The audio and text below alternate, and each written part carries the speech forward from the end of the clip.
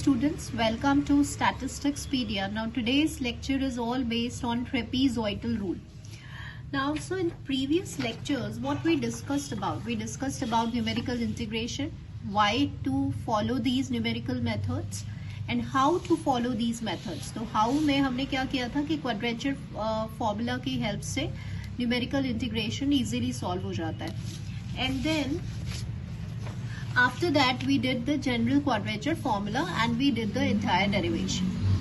So जब आपने इसका derivation find out कर लिया, now with the help of quadrature formula हम trapezoidal rule and Simpson's method derive करते हैं. But before that, let's have a look about the geometrical interpretation of trapezoidal rule. Now why it is necessary to study this, because इसी की help से आपको easily एक तो formula derive करना आ जाएगा and secondly for your practical point of view जहाँ पे आपके viva होते हैं, questions होते हैं, so that will be very helpful for this. So let's begin the geometrical interpretation of trapezoidal rule की कैसे हम geometrically इस formula को derive करते हैं. Now before we will go through this theory, let me make you understand that first of all देखिए क्या होता है, y equals to fx हमारे पास एक फंक्शन होता है, this we all know. x independent variable है, y डिपेंडेंट वेरिएबल है. यहाँ पे जो वैल्यूज होंगी वो कैसे होंगी,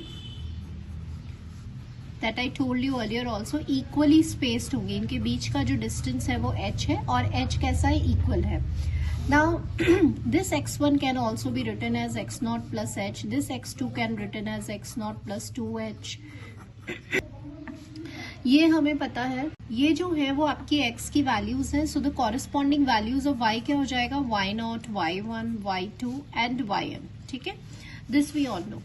नाउ अब हमें क्या करना है, हमें इस definite integral from a to b fx dx इसकी वैल्यू को फाइंड आउट करना है. नाउ व्हाट इज a यहाँ पे x0 है, ये जो आपका इनिशियल पॉइंट है, एंड व्हाट इज b आपका xn है, that is x0 plus nh. तो विद इन दिस रेंज और from x0 to x0 plus nh आपको बेसिकली एरिया फाइंड आउट करना है इस गिवन फंक्शन का. ठीक है, इंटीग्रेशन मतलब क्या होता है, एरिया होता है, right. This is the basic overview about this function. Now students, अब इसका ज्योमेट्रिकल मीनिंग समझते हैं. देखो ये कोई भी कर्व है, y equals to f x, यहाँ पे हमारे पॉइंट्स है x0, x1, x2, xn. तो आपको एरिया फाइंड आउट करना है इस फंक्शन का. ठीक है, तो अभी हमें क्या करना है, हमें सबसे पहले इनको ज्वाइन करना है. ये जो आपके पॉइंट्स हैं, ये आपका y0 है, ये आपका y1 है, ये आपका y2 है और ये आपका yn है.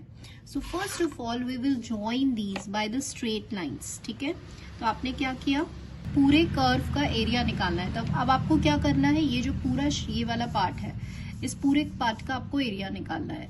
तो आपने सबसे पहले क्या किया, x0 y0 को ज्वाइन किया, x1 y1 x2 y2 in pair of points को आपने bye the straight line.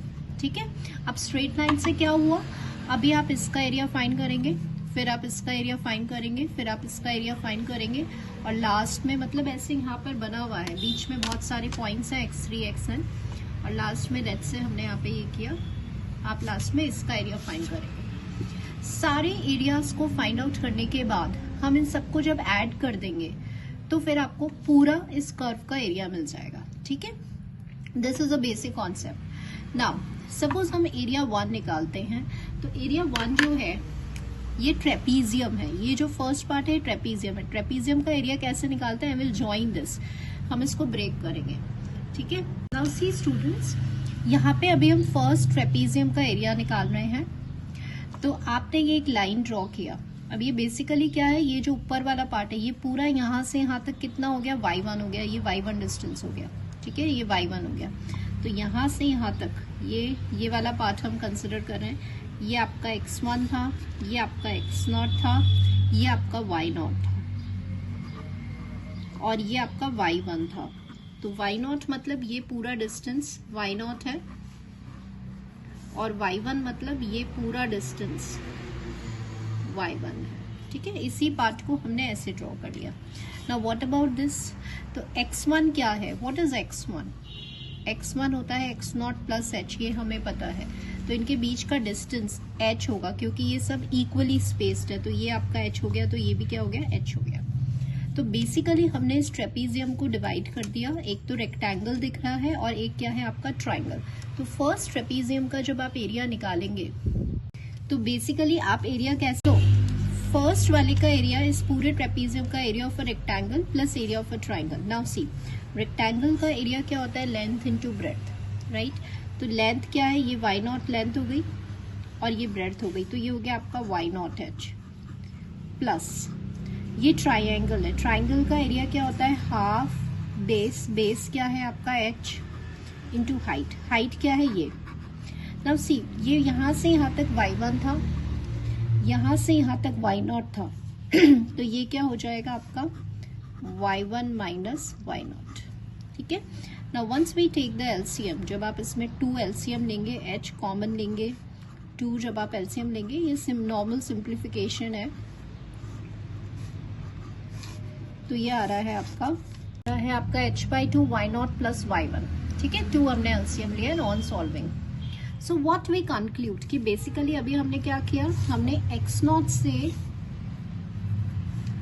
x0 plus h ये वाला, इसके बीच में आपने इस फंक्शन का एरिया निकाला और वो एरिया किसके इक्वल आ रहा है, h/2 y0 plus y1, right. Now this is all the logically, ये हम पूरा लॉजिकली ज्योमेट्रिकली मूव करके हमने फर्स्ट ट्रेपीजियम का एरिया निकाल लिया। ऐसे ही हमें सेकंड ट्रेपीजियम का अगर एरिया निकालना है तो सेकंड ट्रेपीजियम मतलब यू विल इंटीग्रेट, कहाँ से कहाँ जाएंगे आप, x0 प्लस h से, मतलब x1 से x2, x2 मतलब होता है x0 plus 2h fx dx। तो ये किसके इक्वल आएगा, अब आपको नो नीड टू सॉल्व, पहला वाला क्या था y0 y1, तो दूसरा वाला क्या हो जाएगा y1 एंड y2, क्योंकि आप ये वाला पॉइंट ले रहे हैं। फिर सपोज आपको तीसरा निकालना है, तो मतलब आप जाएंगे x2 से x3, x2 ये है, x3 ये है, fx dx h/2 y2 plus y3।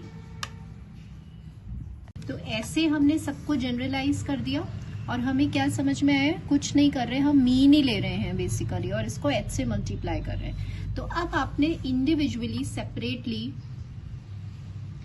सारे जितने भी ट्रेपीजियम्स थे उन सारे इन सारे ट्रेपीजियम्स का सेपरेटली आपने एरिया फाइंड आउट कर लिया।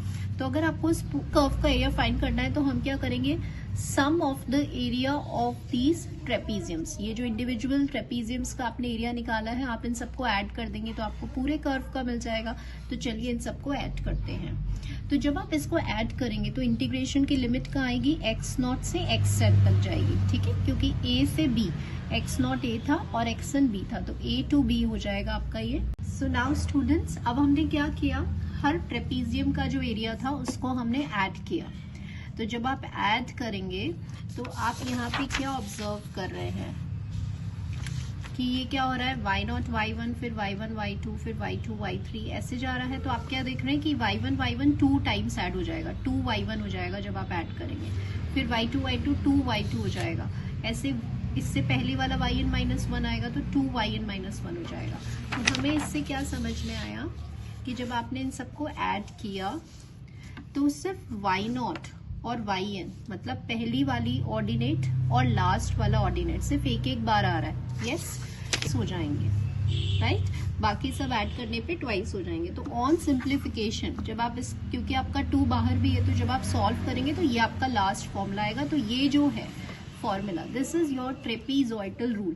तो x0 से, x0 अपना क्या था, a था और x0 प्लस NH क्या था, b था। तो इस पूरे एरिया का कर्व a to b में ये जो हमारा फॉर्मूला आया इसे ट्रेपीजॉइडल रूल कहते हैं। तो जब आपका अगर कोई प्रैक्टिकल एग्जाम होता है उसमें अगर कोई वाइवा क्वेश्चंस पूछते हैं कि ज्योमेट्रिकल इंटरप्रिटेशन बताओ, तो व्हाट वाज दैट कि ट्रेपीजॉइडल रूल क्या है, basically sum of the each of the trapeziums है।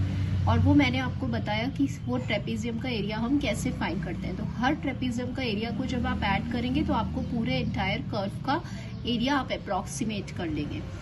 How to learn this formula, formula कैसे याद होगा, h आपको पता है विड्थ होता है, y0 प्लस yn/2 मतलब फर्स्ट ऑर्डिनेट और लास्ट ऑर्डिनेट का मीन लेना है, बाकी सारे जितने बचे हुए बीच में है सबको सम करना है, ट्वाइस नहीं करना है, सिंपल सम करना है। You got this geometrical interpretation and the logical way of the derivation or the formula of trapezoidal rule. Now in my next video we will derive the trapezoidal rule with the help of the quadrature formula.